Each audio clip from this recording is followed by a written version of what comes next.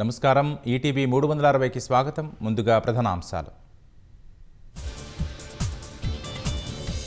పహల్గామ్ ఉగ్రదాడి సీమాంతర కుట్రలన్న కేంద్ర ప్రభుత్వం.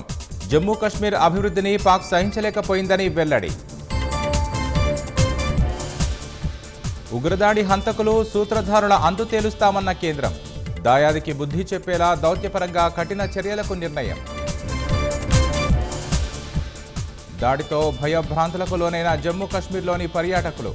6 గంటల వ్యవధిలోనే 3,300 మంది స్వస్థలాలకు పయనం. పహల్గామ్ ఉగ్రదాడిపై దేశవ్యాప్తంగా నిరసన ర్యాలీలు. చనిపోయిన వారి ఆత్మకు శాంతి చేకూరాలని నివాళులు.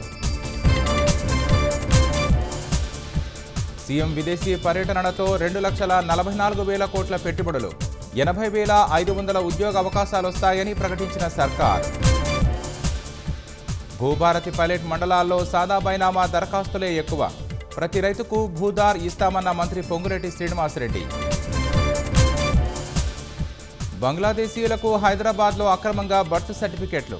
సహకరించిన 6 నిందితులను అరెస్టు చేసిన పోలీసులు. రాయదుర్గం చిత్రపురి కాలనీలో హవాలా డబ్బు కలకలం. 2 యువకుల నుంచి 74.5 లక్షల రూపాయలు స్వాధీనం.